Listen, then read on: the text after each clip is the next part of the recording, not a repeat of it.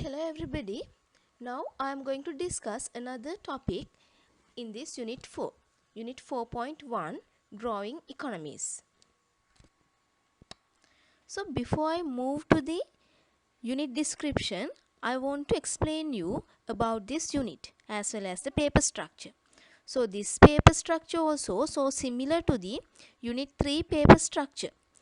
That means 2-hour paper and the row marks are 80 and then 3 sections are there in the paper.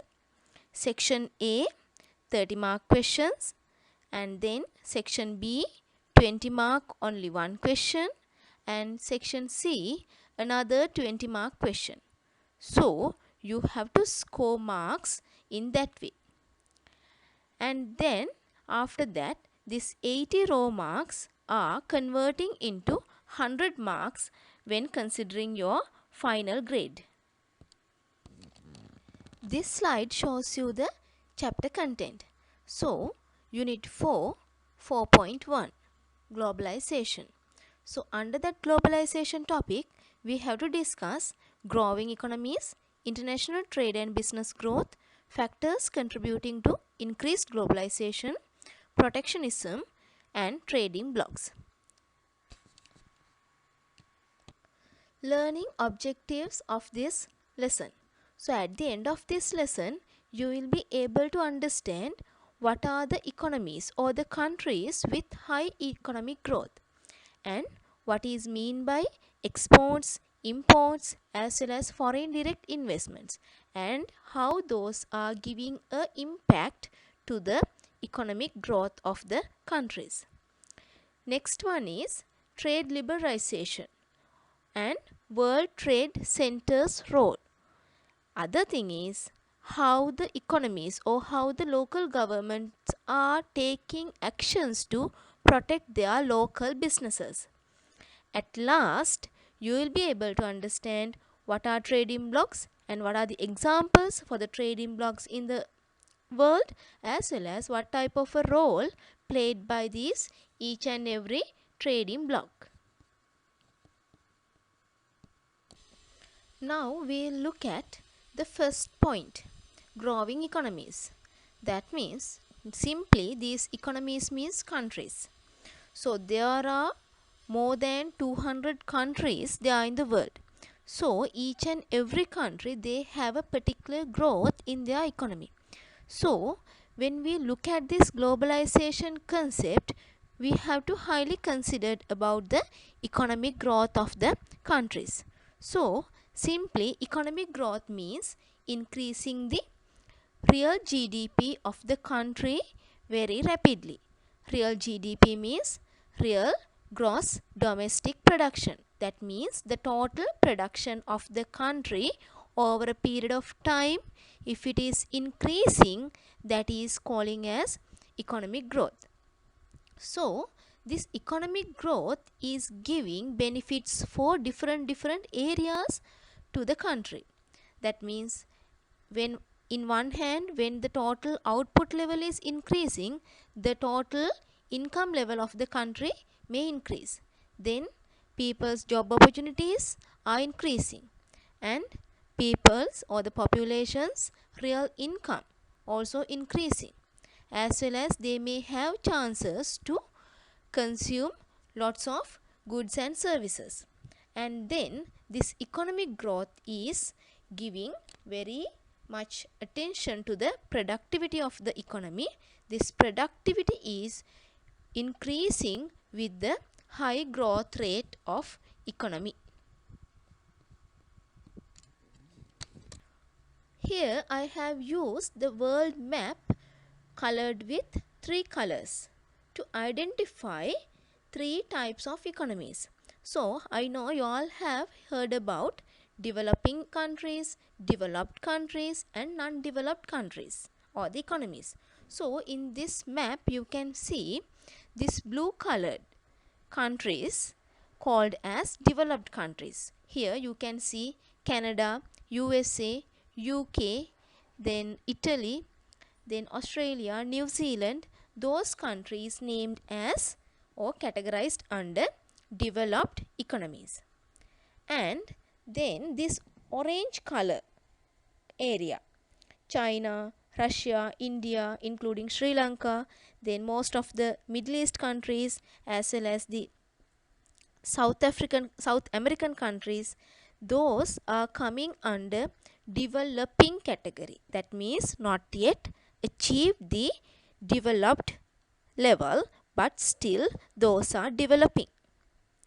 Then you can see another color, brown color here. Most of the African countries as well as some of the East Asian countries have been colored with this brown color. So this category called as non-developed economies. That means they have not yet achieved the developing category even. So these countries are called as like poor countries or the third world countries. But the blue colored countries, those are very well developed and those are rich, as well as the people's income level is very high, total production of the country is very high, as well as their human index, that means their education, their technology, as well as their manufacturing part, service industry, all these things are very much standard with comparing to the other countries. As well as these developing countries also, those are now coming to the. With the previous slide, you all have seen how the countries there in the world have been categorized into three types according to the economic growth rates: developing, developed, as well as non-developing countries like. Now in this slide we will look at what are the characteristics, what are the features that we can see in developing economies. So the first one is low per capita real income, or else the same thing we can define as low per capita GDP. That means the individuals' real income is low. People's income per month is very low.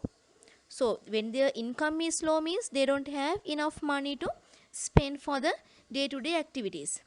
Their life standard is low. So they are unable to cover up their sometimes initial needs and wants even.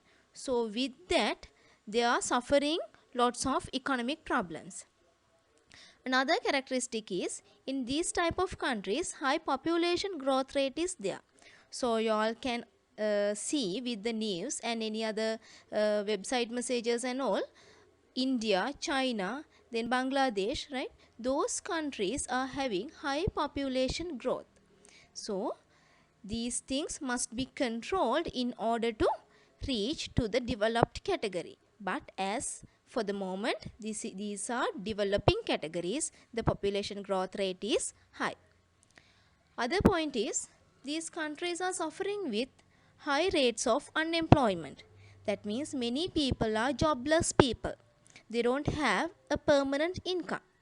Therefore, the population which are suffering with poverty is very much high. So, there are some social problems as well as economic problems arising with this high rate of unemployment level.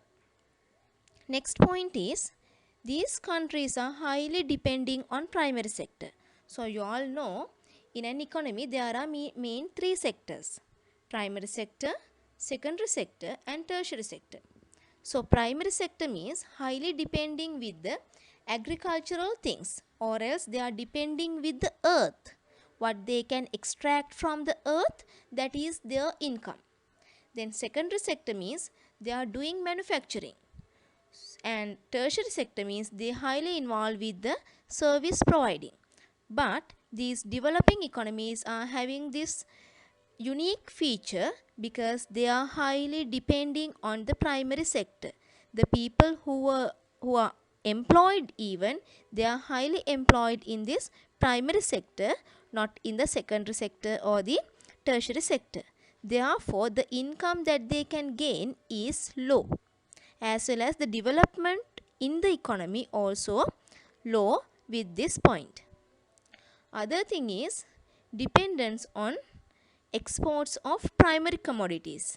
That means whatever the things that they are producing in the primary sector, only those items they are trying to export to the other countries. They are not having any secondary sector, or else their technology is low as well as service sector is low. Therefore, they are trying to maximize exports with the primary commodities, but with that sometimes they are unable to gain the expected foreign income. Other thing is, these countries are having poor infrastructure facilities. That means their roads are not that much standard, as well as water supply problems are there, electricity problems are there. So such infrastructure facilities are not available sometimes. School facilities, hospital facilities, then production facilities to the factories, so those are not at all there in the developing countries. Other characteristic that we can see in this developing economy is low life expectancy. That means people in developing countries are not expected to live as long as those in the developing world. So their maximum lifetime is, or life expectancy is, like 50 age or else 60 age. Like they won't reach to, or they won't live 75 above years in these countries because of poor health facilities, as well as because of poor food facilities and all. They are unable to maintain the healthy lifestyle. So these are the problems or the characteristics that we can see in the developing economies. Actually, even we label these as the characteristics or the features, but actually these are the problems they are in the developing economies. After discussing the characteristics of developing economies, now we are moving to discuss the features of the developed economies. So the same points or same characteristics, but in opposite way we are discussing in this topic.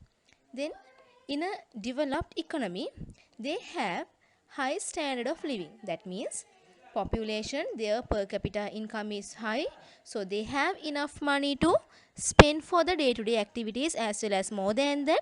Therefore, their living standard is very high. Next one is, most of the GDP come from the industry sector. That means these developed economies are not depending on the primary sector. Mainly they are developing and they are establishing with the industry sector. So the GDP, gross domestic production, is fulfilled with the income or the figures which are coming from the industry sector. Other thing is high GDP per capita. That means the income is very high in the population of these developed economies. Their total GDP is high, as well as the income also high. Then other one is low corruptions. That means there are silly social misbehaviors as well as the corruptions, because people, they have good income, they have good living standard, as well as their education is good, their healthcare is good. Therefore they don't want to do any corruptions. Therefore in these countries we can't see these corruptions. Other one is low poverty. As almost all are earning good income, their poverty level or poor population is very low. Next one is advanced public transportation. So most of the developing countries, we can see the transportation, public transportation especially, very much poor. Those are not up to the standard. But in these developed economies, they are not that much use the private transportation for the day-to-day activities, but they are highly depending on the public transportation. So if you look at, if you go to a site and see how Japan's transport system, Japan is a developed country, so they have a very well established in a good quality public transportation system. So almost all the people, they use this public transportation system. Therefore they are not that much use the private transport system. So there are some advantages with that. That means when the people are minimizing their private transportation, the fuel consumption is low, as well as the pollution, air pollution, then noise pollution, those are becoming low, and then environment is becoming very much friendly for the people. So most of the people, they have used to use the public transportation in these developed economies. Other one is mainly urban cities are there. That means very low rural citizens, or else very low uneducated citizens. Most of them are very well educated, they are doing good jobs, and as well as they all have moved to the urban cities, and they are maintaining their lives as urban citizens. So these are the characteristics we can see in a developed economy. Now I am moving to another special market, emerging market, or else emerging economies. What are these emerging economies? That means out of the developed countries, there are developing and non-developed countries. Then we'll skip this non-developed countries and developed countries. Then the remaining set is developing countries or the developing economies. So out of these developing economies, we can find out some countries are having a very fastest growth in their economy than the other developing countries in the same category. So those countries are called as emerging economies. That means those are having relatively high economic growth, as well as rapid expansion in the trade, as well as the investment. So such economies are calling as emerging economies. Then investors also very much willing to invest their money in these emerging markets, especially China and India. So China and India both are having very fast growth in their economy, but both the countries are coming under developing sector. So as these two countries are having a kind of a considerable or significant economic growth, the Europe as well as the Western investors, they are willing to invest their money, they are trying to build up their businesses based on these countries. So these emerging markets we have identified. So there's one set of emerging economies called as BRICS, BRICS. So BRICS stands for Brazil, Russia, India, China and South Africa. So these countries for the moment identified as having a fastest growth in their economy. Brazil also having a fastest growth. Brazil is there in the South America. And then Russia is the other country. India, China. So these two are there in the Asian continent. The newly joined emerging market is South Africa. So earlier it was just named as BRIC countries. Now it can explain as BRICS countries including South Africa. Another recently identified emerging market is MINT. So MINT stands for Mexico, Indonesia, Nigeria and Turkey. So these countries are also now very well developing, as well as they are having a very good achievements in their economic growth. So these countries are mostly developing with the tourism, as well as they have cheap labor, especially India, China and these other countries. Their labor or the labor charges are low, as well as labor force also therefore used for the businesses. And then with by the intention with that low labor, most of the investors are willing to build up their businesses in these emerging markets. So these areas also, or else these economies also having lots of resources. So if one investor invest in a such country, they can obviously obtain geographic resources as well as the demographic resources also they are in those countries. In this slide, I am going to briefly discuss about the characteristics of the emerging markets. So the first point is they tend to enjoy relatively high rates of economic growth. So that is the basic definition of these emerging markets, and that is the key characteristics also they are with this emerging market. So with compared to the UK, US, Europe, right, these countries also enjoying a good economic growth. Next point is many emerging economies have seen the rapid growth of a middle class with rising disposable income. So as these economies are earning good GDP, definitely the benefit is going to the customers or as the population. So their per capita income also increasing.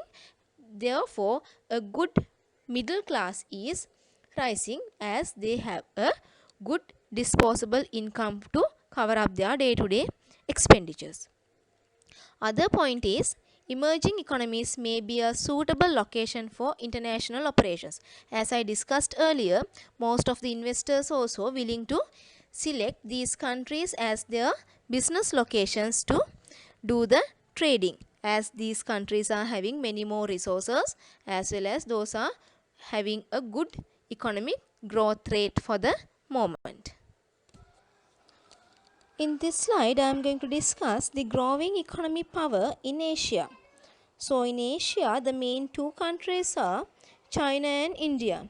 So based on China and India, how all the other countries they are in the Asia performing in the economy is discussing in this chart.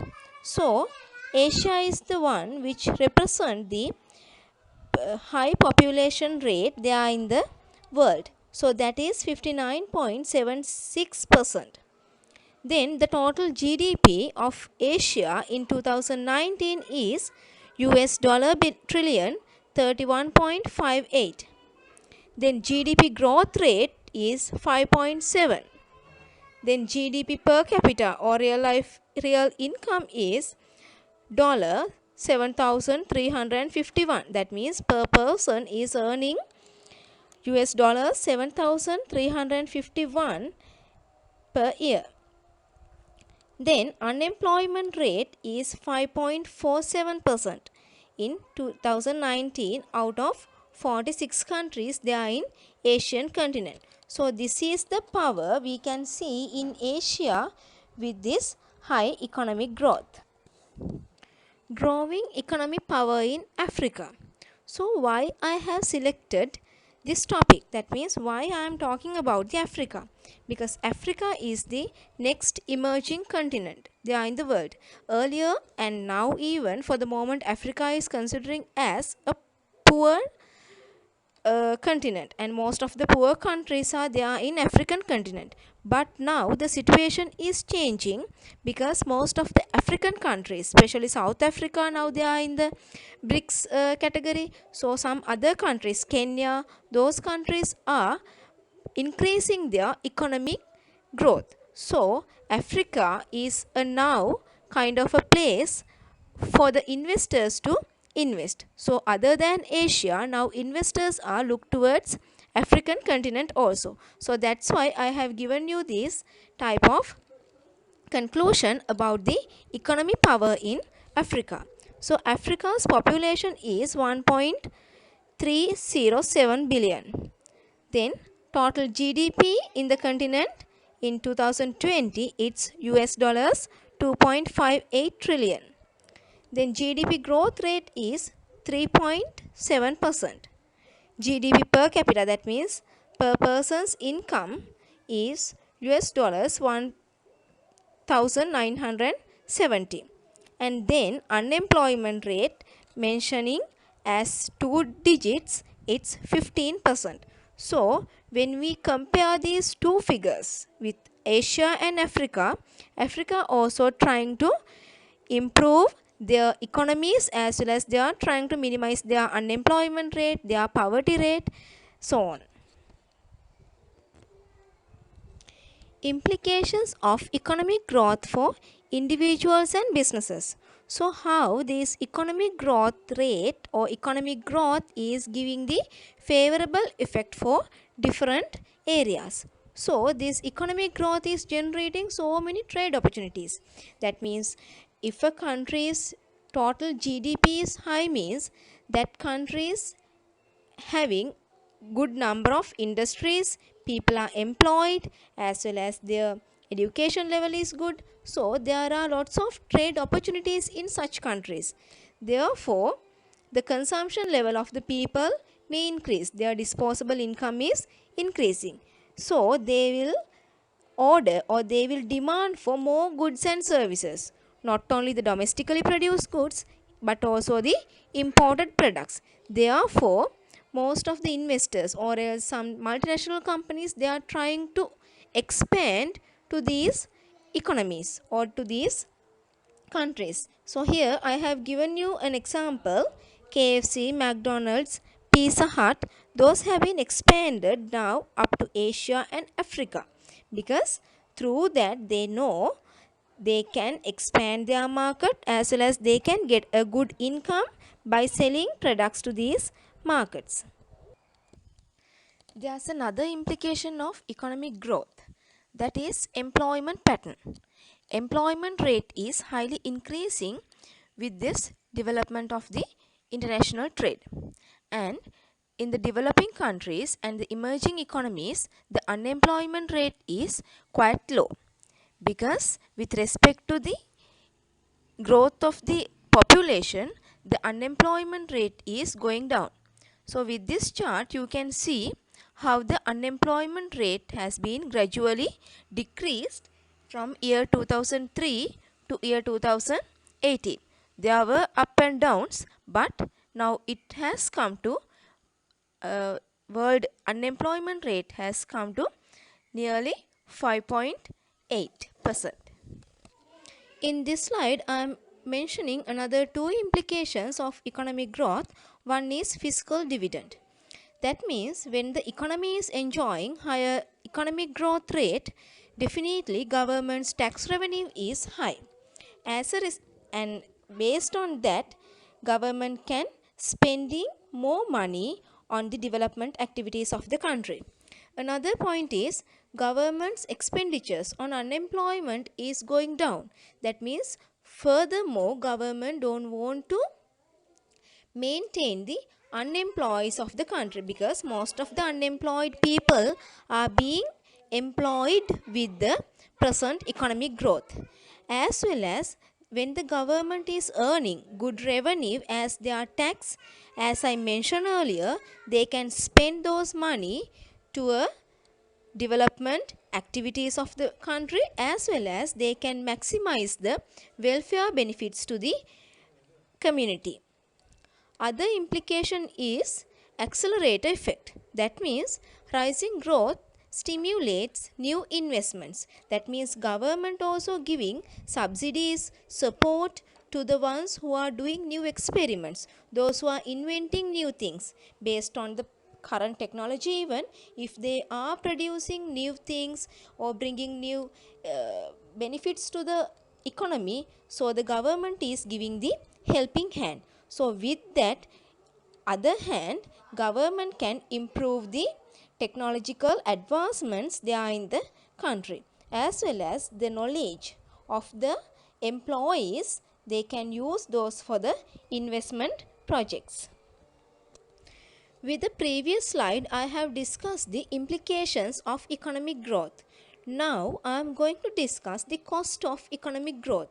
So are there any disadvantages or are there any cost also with this economic growth? Yes, the simple answer is yes. There are pros and cons of each and every concept. So there we can see some cost also related with this economic growth. First point is there is a risk of higher inflation and higher interest rate. That means when the total GDP of a country is increasing, it will lead to increase the income level of the population. So when their disposable income is high, they are demanding more goods and services. So when the population is increasing more demand for the goods and services, then after that it will cause for a demand pull inflation. As a result, if a particular economy is suffering with high production cost, with some situations those manufacturers are trying to cover up it by adding those costs to the final selling price. So that is called as cost push inflation. So these inflations are there in the economy with this economic growth. So when these inflations are increasing as well as when the interest rates are uncontrollable, then it's a major problem to achieve the macroeconomic objectives set by the government. Other cost is environmental effect. Definitely, with the growth of the economy, most of the industries are emerging. So they are doing massive manufacturing. So with that, the industrialization concept is generating in the country. So many machines, so many factories. So with those activities of the factories, definitely there will be negative externalities to the environment. So the environment is getting polluted because of the higher economic growth. So under implications of economic growth, I told you that most of the people, they are gaining good income. Their disposable income is increasing. But there's another thing also. The people, those who are getting good income means definitely they may have to do a good job. Unless for the lower level jobs not earning that much of money as the remuneration. So when there are high salaries and when there are low salaries in the economy, definitely there will be inequalities in income and the wealth. Those who are earning high rates, they are spending in a very good manner, but the ones who are earning less, then they are like the lower level in the economy. So the social inequality, social differentiations will happen with this economic growth. So these are sample criterias that we can define under cost of economic growth. So in this slide, as a summary, I am going to briefly discuss some signs of the economic growth. One is strong employment numbers are there and stable inflation is there. Interest rates are rising, wage growth, high retail sales, higher new home sales as well as higher industrial. Now I am going to discuss some indicators of measuring the economic growth. The key indicator that almost all the economists are using to measure this economic growth is gross domestic production. That means the total or the aggregate production of the country over a particular period of time. So if a particular country is earning or generating more output, then that is a kind of a good sign for the economic growth. So this gross domestic product measures the value of goods and services produced by a nation within a given period of time. Gross national product measures the value of the goods and services produced by a particular nation, but it does not indicate all the values or all the measurements there are in a country. Especially when calculating gross domestic production, it's releasing some of the human development activities. Therefore, those things also must be taken into account when calculating a proper gross domestic production, because otherwise the values are in balance. So in this chart you can see global GDP per capita in year 1820 to year 2010. So it has gradually increased. There are no downturns, only the improvement is there we can see with this GDP. So this is happening with respect to the population improvement too. According to the gross domestic production, I am going to discuss who are the top gainers in year 2019. So this is some kind of an additional thing to this lesson. So at current prices in 2019, United States is the largest contributor of increment in global GDP, and GDP of United States has increased by $859 billion in 2019, and Chinese GDP has been increased by $772 billion. So China will become as the second contributor to the global GDP. So with respective to those two countries, India, Japan and Indonesia are the third, fourth and fifth largest contributors to the world's GDP. In the previous slide, I discussed who are the top gainers in year 2019. So in this slide, I am going to explain you who are the top losers in year 2019. So out of 193 economies or the countries estimated by International Monetary Fund, GDP of 72 countries has decreased with compared to the year 2018. That means most of the countries out of 193 countries, 72 countries total GDP has been decreased in year 2019. So we have to find out the reasons also for those, because sometimes some of the countries are suffering with some civil wars and some countries are suffering with some natural disasters. So some with such problems, sometimes those are uncontrollable problems, these economies total GDP is decreasing. And another thing is, here they have indicated Korea is the biggest loser, followed by Germany and Italy. So Germany and Italy also decreased their total GDP in a significant manner. So Korea as well as Germany and Italy. So you can refer some more points or some more examples with this given link. So other indicator of measuring the economic growth is Human Development Index. So HDI means measures the key dimensions of human development. That means what are the activities that the countries are taken place to develop their community. So there are key three dimensions. One is a long and healthy life.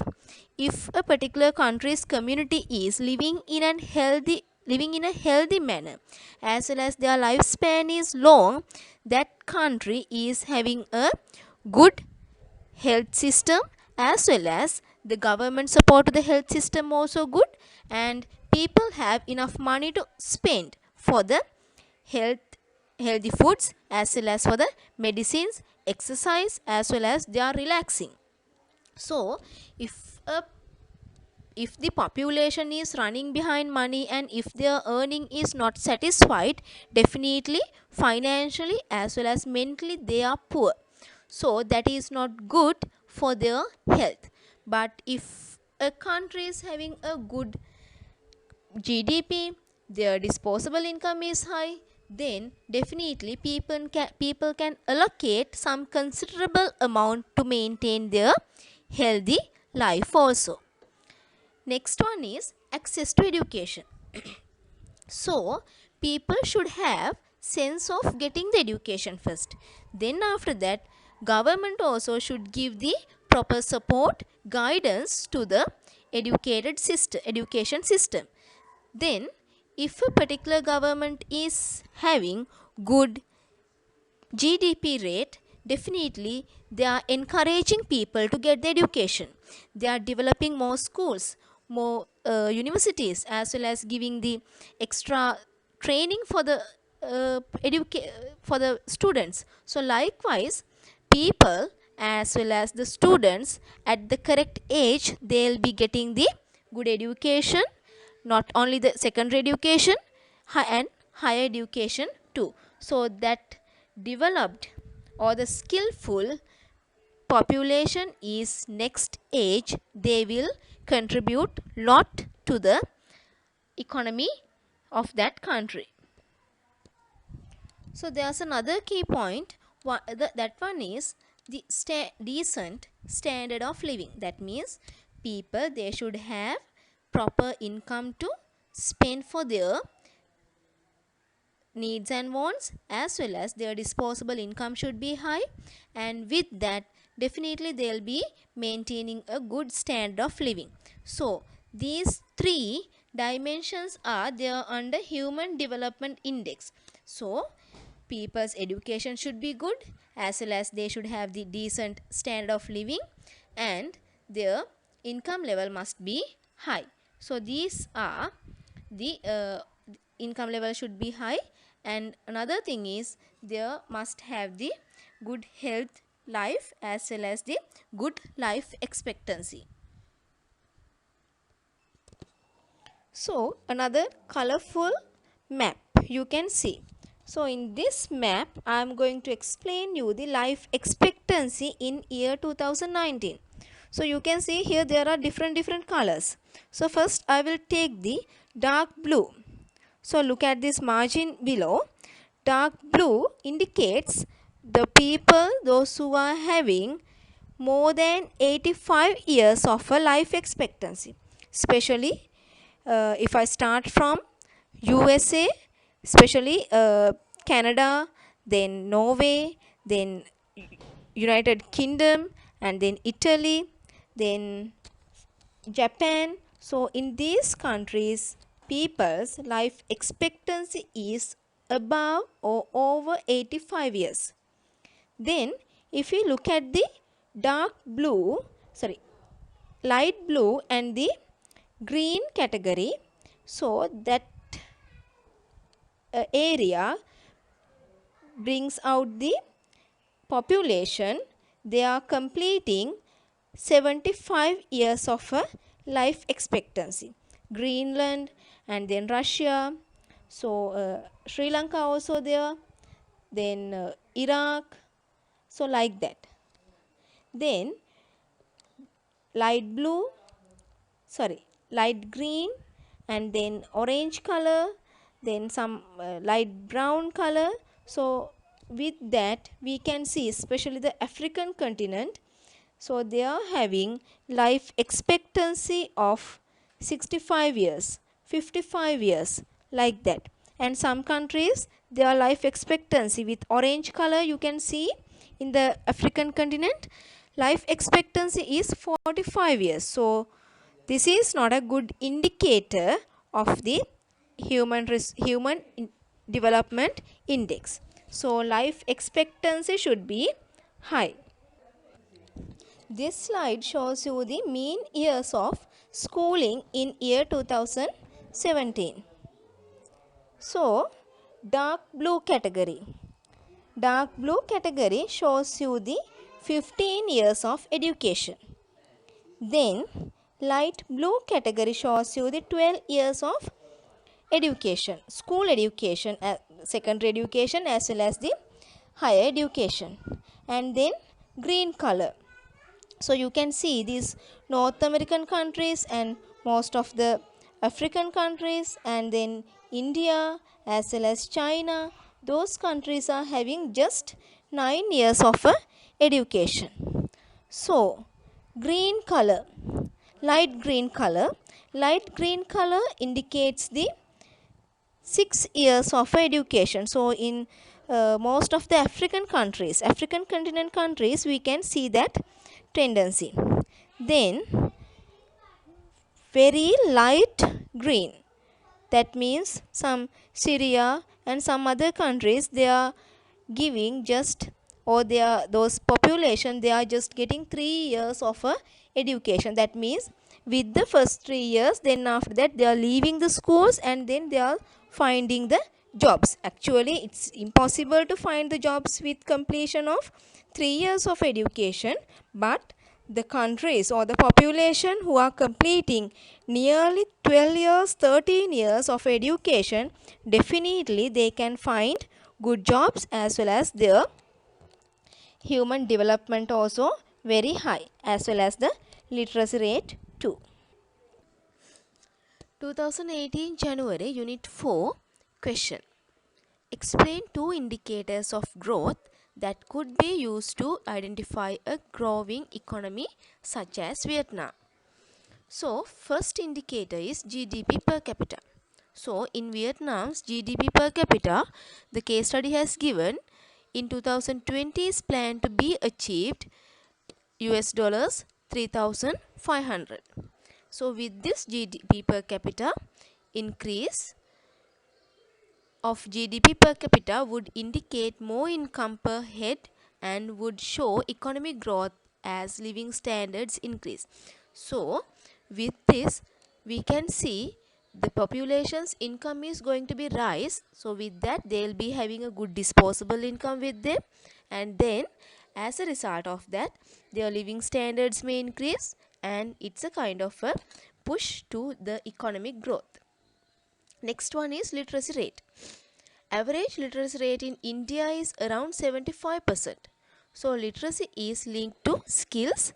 Increases in the literacy rate indicates a more productive workforce which is likely to increase output and growth. So, the people, those who have educated, they are successfully completing this education means their skills, their knowledge, their practice, experience, everything is improving. So with that, they are coming to the job market as a productive workforce. So the work that they are doing, they will do it in an efficient and effective manner. So the Indian governments or the Indian economies output level may increase and it will lead for the economic growth. Now I have completed unit 4.1, the globalization part with some subtopics. So in this slide I have given you some questions to do. After referring the textbook as well as these slides, you can write the answers for these questions. Dear children, hope you all have very well understood about growing economies, emerging economies, as well as the implications of economies, cost of the economic growth, and then at last the indicators of economic growth. So, this is the first part of this unit. Hope you all better understood about this. Thank you very much. Good luck.